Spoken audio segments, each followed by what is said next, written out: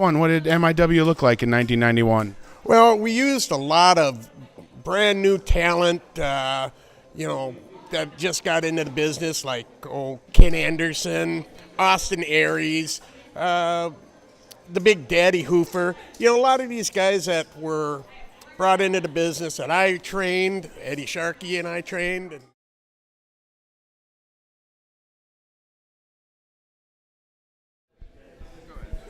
Ladies and men that are gentle, JDX here, and you're watching the State of Pro Wrestling.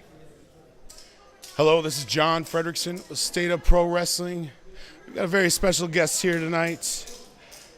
Some of you may know him, Terry Fox. He runs Minnesota Independent Wrestling. Terry, how are you doing tonight? I'm doing fine, John. Thank you for asking me to be here. Very gracious of you to take some time out of your schedule.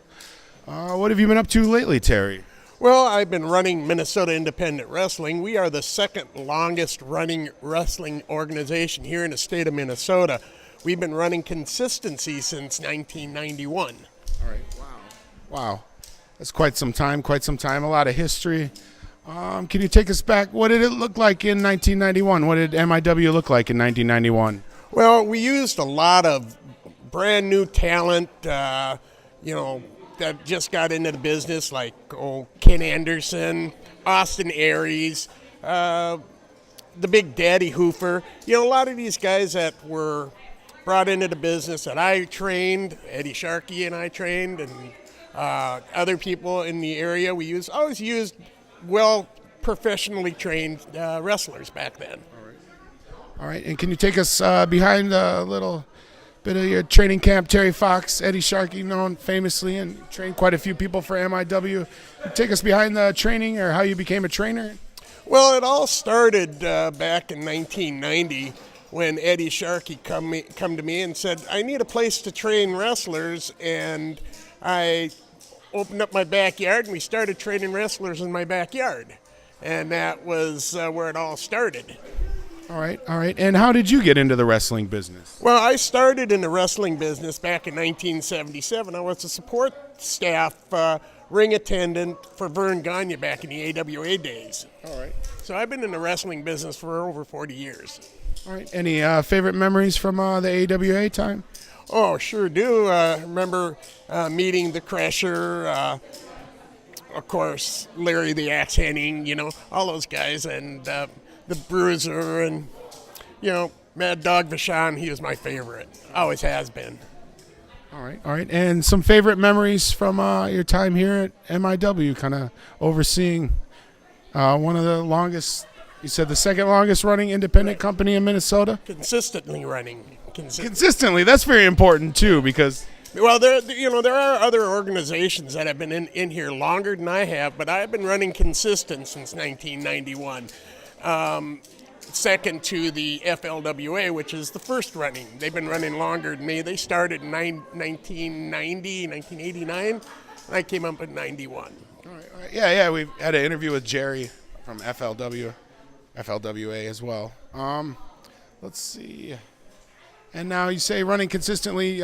Recently you guys run like seasons, is that right? You guys usually run seasons? Yeah, we run, we start our season in September and go through till March, or actually go till end of April, early May, and then then we kind of stay away from running indoor shows because Minnesota, you don't want to be inside, when it's nice out. Yeah, everybody's out there on the lake trying to enjoy trying to escape the bitter cold like we have here tonight. It was a great turnout tonight. Can you tell us a little more about this event here tonight? Well, this event was started 11 years ago by a gentleman everybody knows as a Genuine Article, Chris Jordan, and goes to help the youth ministry here at Holy Nativity. That's great. Great cause here tonight. Packed house. It was good to see some great reactions, maybe some people that don't usually come out to wrestling. Now, what's your favorite aspects of pro wrestling? What draws you in?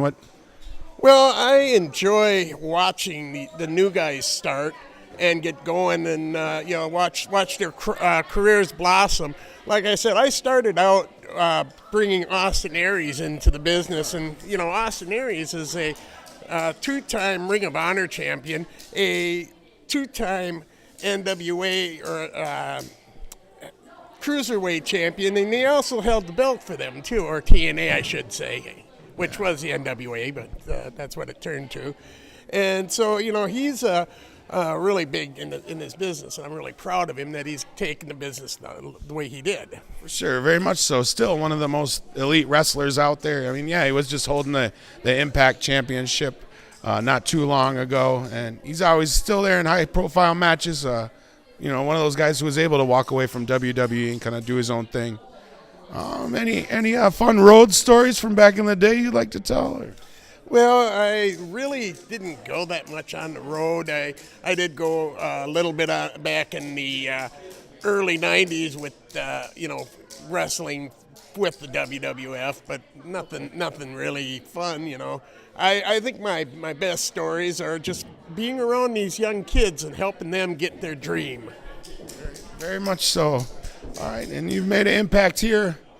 Before the academy popped up, Terry Fox was the man who trained quite a few of the wrestlers here on the local scene. So, Terry, it's an honor to have you here with us. Well, do this interview with State of Pro Wrestling. I don't have much of a voice left. This was a great show. Thanks again, Terry. All right.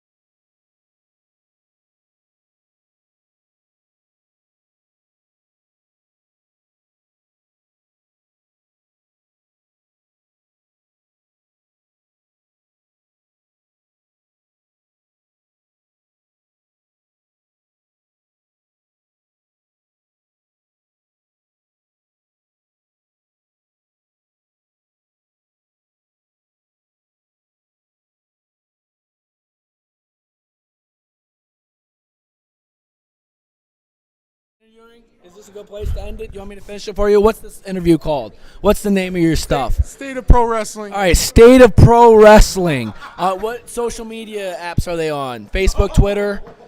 Instagram as well. Instagram as well. Okay. You are watching from whatever device. Don't pay attention to these terrible interviewers. He screwed up tonight, all right? But he's going to get better. And this channel, this page is going to get better. All right, I'm going to take care of my son. I'm going to smack him around a little bit, but he's going to be okay. All right, this is little Nate. Nathan Edwards, the best rapper, the best wrestler, the best everything else, the best dad, especially. Best dad. And we will see you next time.